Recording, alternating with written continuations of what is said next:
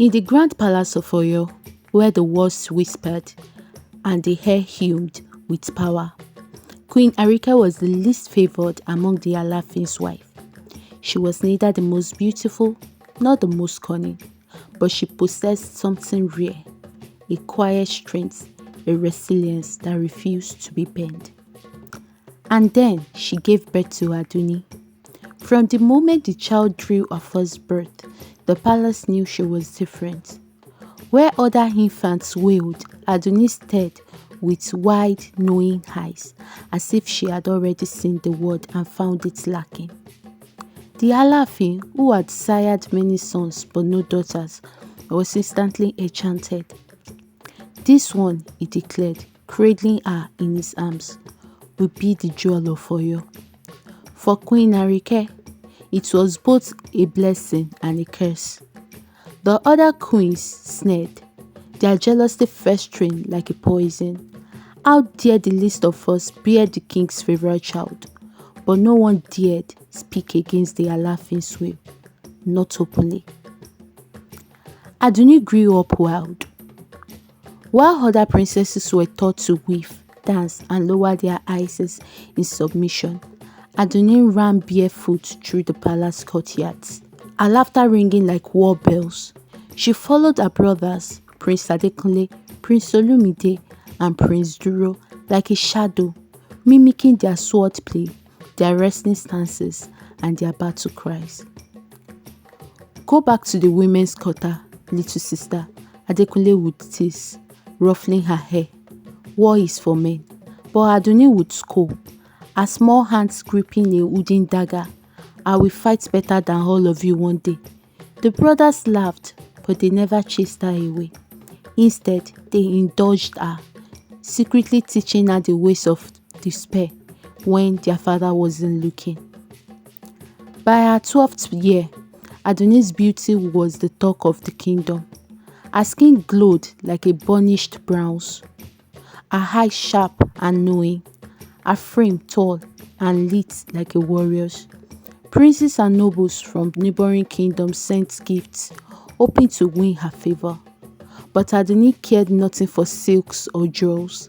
I will not be traded like a goat at the market, she declared one evening, throwing a golden bracelet into the fire.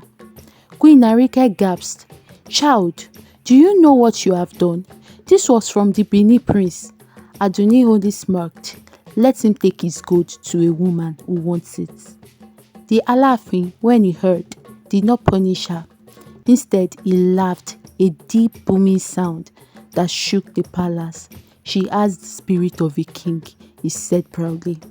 As Adunni grew older, her brother's playful lessons turned serious. Olumide, the fastest one of them, began sneaking her into the warriors' training ground at dusk. If you want to fight, then fight properly, he said, tossing her a real spear. She trained in secret, her hands blistering, her body aching, but her spirit unbroken.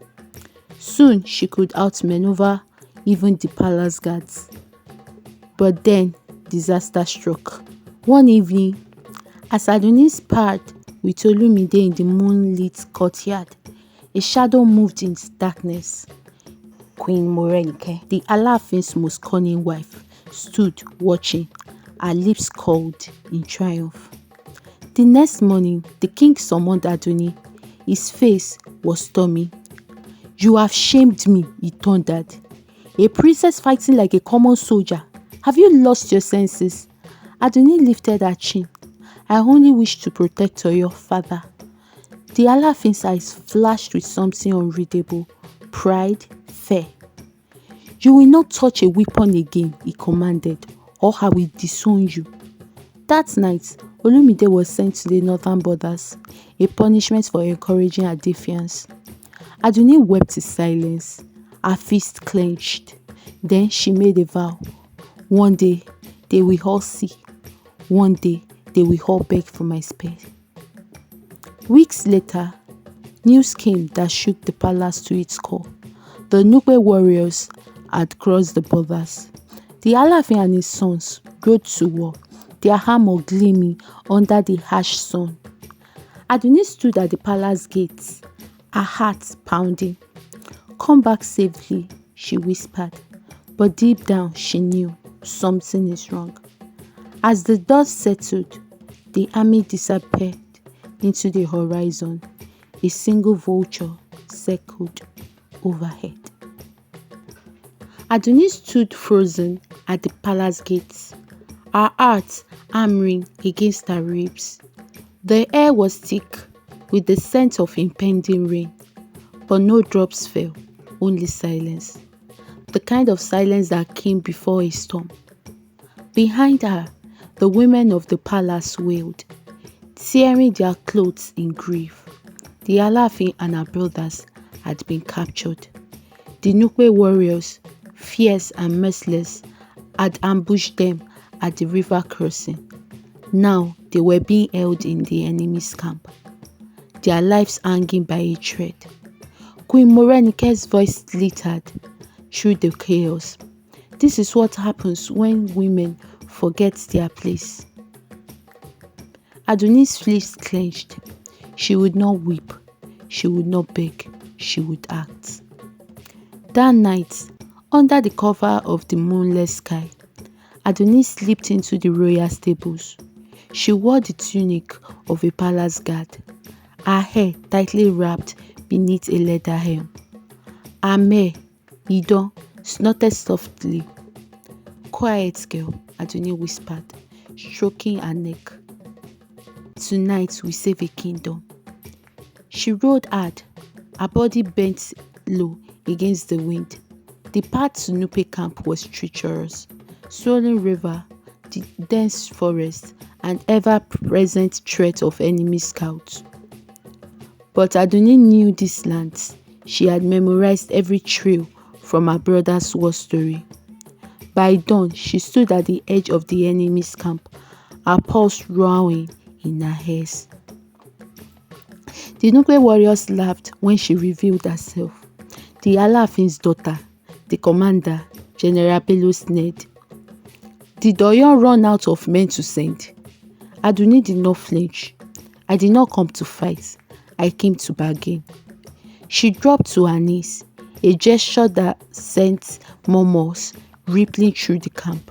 A princess kneeling before her enemies. "Name your price for my father and my brothers," she said. Bello's eyes gleamed. "Gold? Land? What could you possibly offer that we cannot take by force?" Adunni lifted her chin. "Something more valuable." Then she drew a dagger from her belt and sliced her palm. Blood dripped onto the earth. "A blood oath," she declared. "Spare them, and I will ensure Oyo never raises a sword against Nupe again. I will bind our kingdoms in truth, not war." Silence. Then Bello threw back his head and laughed. "You speak boldly, girl. But what's a wind? What guarantee do we have?" Adunni's voice was still. "Take me as your hostage." The Nupe elders deliberated for hours. A princess of Oyo, willingly surrendering herself. It was unheard of.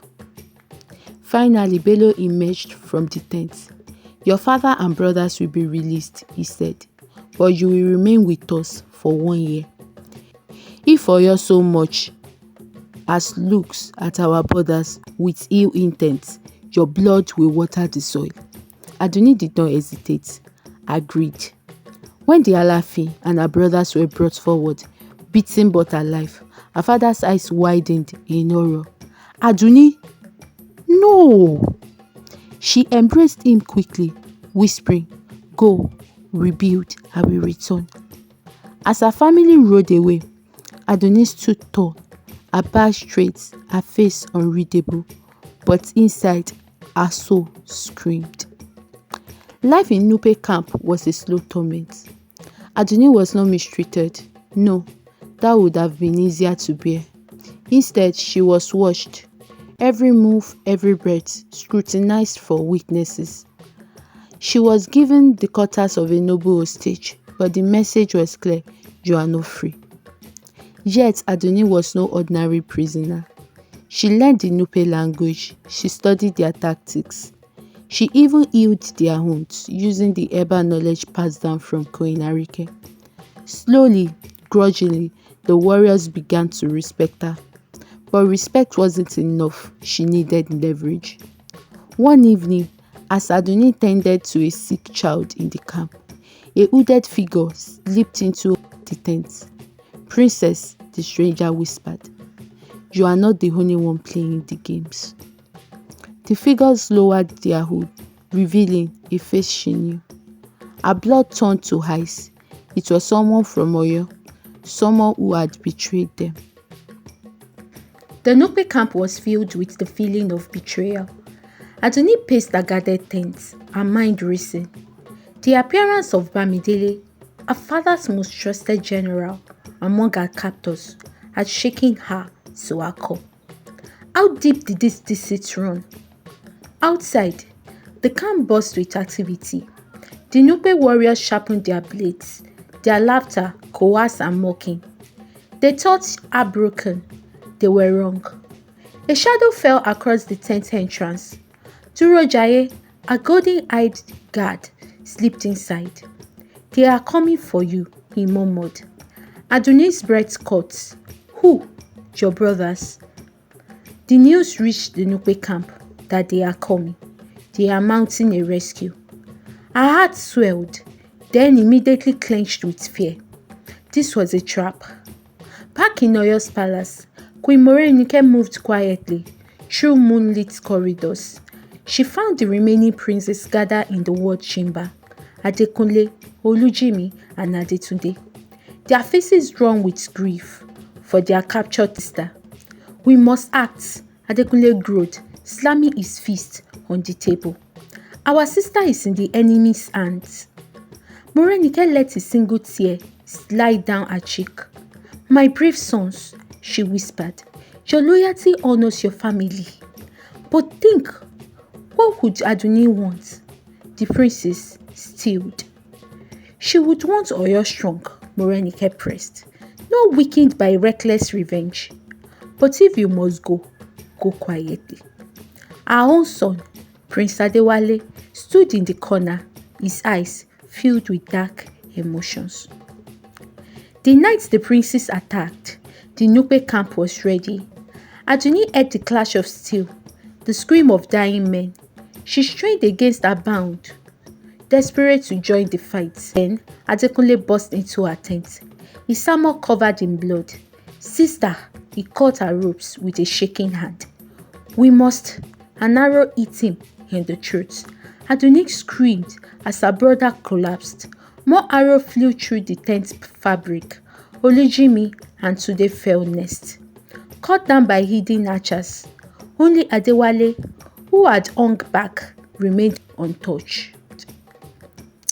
He let out a cry of grief, too perfectly timed, before fleeing into the night. Adunni cradled Adekunle's lifeless body, her tears mixing with blood. This wasn't a rescue, this was a slaughter. Durojaiye appeared at her side, his face serious. They were betrayed. Someone told the Nupe people they were coming. Adunni's grief, adding it to anger. Bamidele, Morenike, Adewale. The pieces clicked together. "I will kill them all," she vowed, her voice barely human. Durojaiye gripped her shoulder. "First, we survive." The escape was a nightmare of blood and mud. Durojaiye led Adunni through secret paths. When the pursuers got too close, he fought with skill, his Zua blades flashing. At a river crossing, he finally spoke his truth. "My mother was Oyo. My father was Bamidele's brother." Adunni recalled. "You are a relative turned against him," Durojaiye finished sadly. "I knew nothing of his deceit until tonight." He knelt in the shallows, offering his sword. "My life is yours to take or to keep." Adunni studied his golden eyes, the pain there as real as her own. She took the sword and pulled him to his feet. "We have a kingdom to avenge." Adewale's return to Oyo was a show of sadness, crying about Nupe ambushes and dead brothers.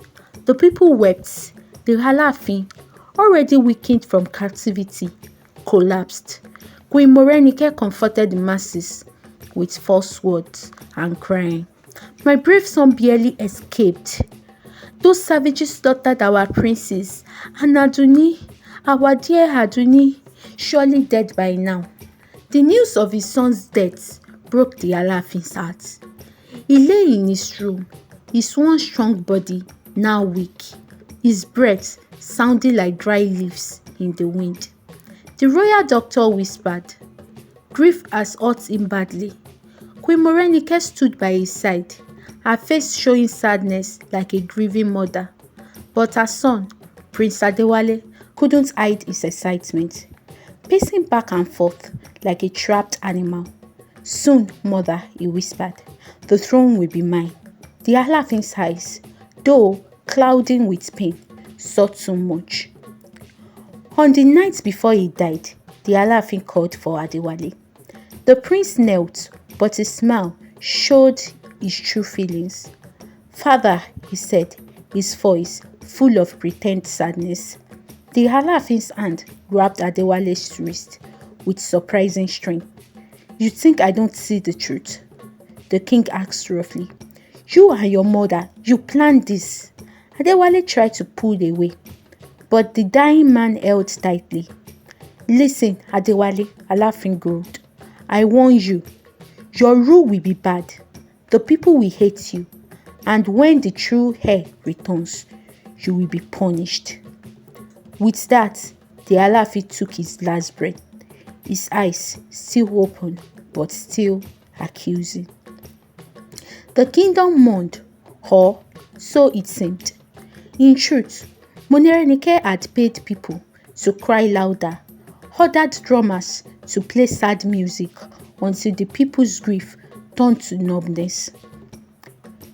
When it was time for Adewale's coronation, the square was full, not with loyal subjects, but with armed guards. Anyone who didn't cheer was taken away. As the priest put the crown on Adewale's head, a strong wind blew through the square. The crown slipped, drawing blood from his forehead.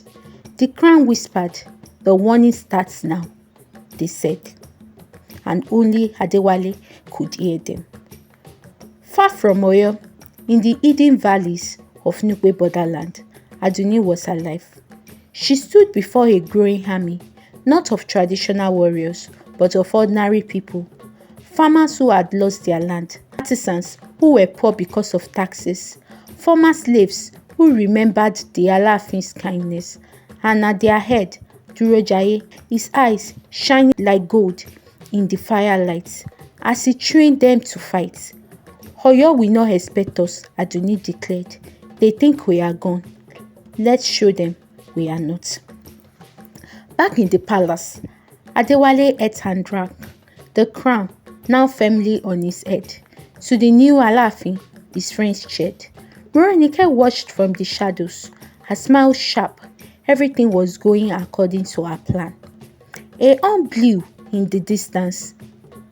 The gates broke. Adewale's drink fell from his hands as the doors burst open.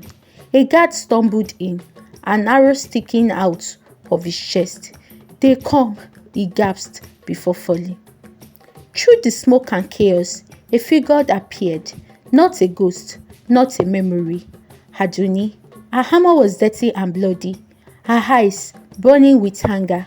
At her side, Durojaiye raised a sword, still dripping with blood. "The throne," Adunni said softly, "is not yours to take." Adewale tried to call for help, just as the first touch landed in the throne room. The throne room was on fire. Smoke surrounded Adunni's face, which was covered in blood. As she moved forward, her warriors spreading out behind her.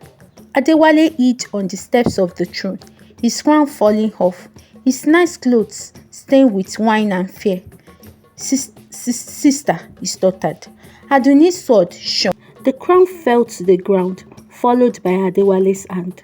His scream stopped short as she grabbed his throat. "You are not my brother." Behind her, Morenike screamed as warriors pulled her forward. "You can't do this. The gods will punish you." Adunni smiled. "Let's ask them." At the sacred place of Orunmila, the high priestess prepared the ritual. Morenike and Adewale were tied to the tree of truth, their sins told to the wind. The people gathered, holding their breath. Adunni raised her arm.